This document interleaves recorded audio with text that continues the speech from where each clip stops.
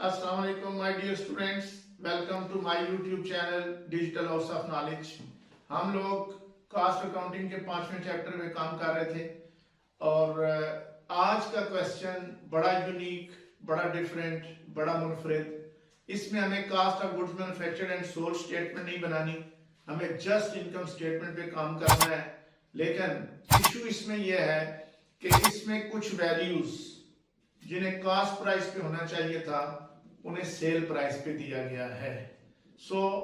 हमारा काम फिर ये होगा कि हम cost to sale ratio calculate कर लेंगे और सेल प्राइस पे दी गई वैल्यूज को कास्ट प्राइस पे पहले कन्वर्ट करेंगे, फिर इनकम स्टेटमेंट बनाएंगे तो हमारा आंसर ठीक होगा। ये इस क्वेश्चन के अंदर मेजर इशू है।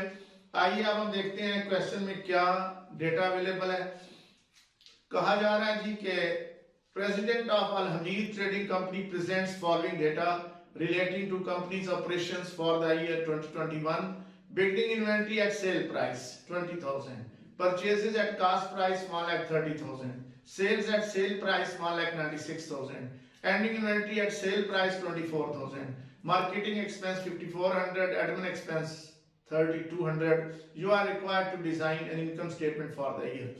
Dear students, आप देख रहे हैं कि हमें ओपनिंग और एंडिंग इन्वेंट्री हमेशा कास्ट प्राइस पे दी जाती है और दी जानी चाहिए, मगर इस क्वेश्चन के अंदर बिगिनिंग इन्वेंट्री भी सेल प्राइस पे दी गई है, एंडिंग इन्वेंट्री भी सेल प्राइस पे दी गई है, जबकि परचेजेस जो कि कास्ट प्राइस पे होती हैं उन्हें कास्ट प्राइस पे ही उसने हमें दिया है, और सेल्स हमेशा सेल प्राइस पे होती हैं, वो हमेशा होती सेल प्राइस पे है, उसने भी सेल प्राइस पे दी है। लेकिन एंडिंग इन्वेंट्री और बिगिनिंग इन्वेंट्री को पहले कास्ट प्राइस में कन्वर्ट करना पड़ेगा और फिर हम इसकी इनकम स्टेटमेंट बनाने में कामयाब हो सकते हैं। तो आइए देखते हैं इस क्वेश्चन को कैसे अटेम्प्ट किया जाता है। जब तक हम इसका सपोर्टिंग वर्क पहले एक्सप्लेन ना करें हम इनकम स्टेटमेंट पे बात नहीं करेंगे। तो हम सबसे पहले सपोर्टिंग वर्क देखते हैं। सपोर्टिंग वर्क में हमने सेल प्राइस को लिखा एट सेल प्राइस, इसमें हम एंडिंग इन्वेंट्री को ऐड कर लेते हैं जो कि सेल प्राइस पे है। अब जो चीजें हमने बेच दी 1,96,000 में और जो फरोख्त नहीं हो सकी वही एंडिंग इन्वेंट्री बनती है। अगर इन दोनों को ऐड कर लिया जाए तो ये 2,20,000 हमारे पास sale price of goods available for sale आ जाएगी। आई होप कि यहाँ तक आपको कोई कंफ्यूजन नहीं होगा। यानी सेल्स जो हमने की हैं उनमें अगर एंडिंग इन्वेंट्री को ऐड कर लिया जाए तो ये वो अशिया हैं जो सेल्स के लिए मौजूद थी। अब चूंकि सेल भी सेल प्राइस पे है, एंडिंग इन्वेंट्री भी सेल प्राइस पे है, तो लिहाजा जो गुड्स अवेलेबल फॉर सेल हुई उनकी भी ये सेल प्राइस आ गई है। अब इसमें से अगर बिगिनिंग इन्वेंट्री जो सेल प्राइस दी गई है 20,000 माइनस कर दिया जाए तो हमारे पास परचेजेस की वैल्यू आ जाती है और परचेजेस की वैल्यू भी सेल प्राइस पे आ गई है। अब परचेजेस की वैल्यू आ गई है 2 लाख, जबकि परचेजेस हमेशा होती हैं कास्ट प्राइस पे, और हमें क्वेश्चन के अंदर परचेजेस कास्ट प्राइस पे दी भी गई हैं और परचेजेस जो कास्ट प्राइस पे दी गई हैं उसकी वैल्यू 1,30,000 दी गई है। आपको स्क्रीन पे शो हो रहा होगा कि परचेजेस एट कास्ट प्राइस 1,30,000 और परचेजेस एट सेल प्राइस जो हमने कैलकुलेट की है वो 2 लाख। सो कास्ट प्राइस और सेल प्राइस में हम रेशियो एस्टैब्लिश कर लेंगे।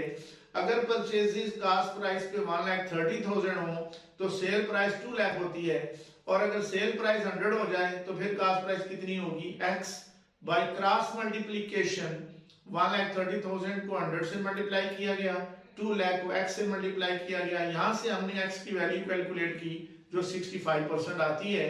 It means cost to sale ratio is 65%। इस इक्वेशन का माना यह है, इस कैलकुलेशन का माना यह है कि जो भी सेल प्राइस हमें दी जाएगी उस सेल प्राइस के अंदर कास्ट प्राइस जो है वो 65% है। अब हम अपनी इन्वेंट्रीज जो है उन्हें हम कन्वर्ट कर लेते हैं इनटू कास्ट प्राइस। ये जो 24,000 जो सेल प्राइस दी गई है क्लोजिंग इन्वेंट्री की, इस सेल प्राइस का अगर हम 65% ले लें तो ये हमारे पास इसकी कास्ट प्राइस आ जाएगी।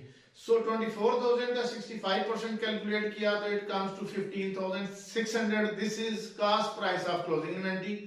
और बिल्कुल इसी तरीके से जो आपको बिगिनिंग इन्वेंट्री दी गई है at sale price that is 20,000, इस 20,000 का अगर हम 65% ले लें तो ये 13,000 आ जाता है, ये इसकी कास्ट प्राइस आ जाएगी।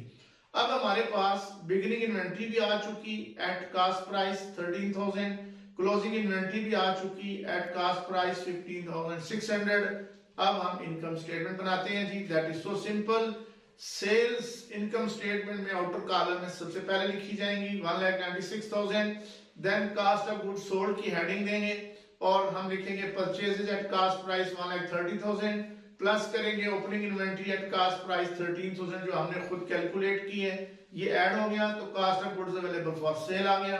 Then closing inventory at cost price 50,600 को हमने माइनस किया, we will arrive at cost of goods sold 1,27,000। अब इस कास्ट ऑफ गुड्स सोल्ड को सेल्स के वॉल्यूम में से माइनस कर देंगे तो हम ग्रॉस इनकम पे पहुंच जाएंगे जो 68,600 है।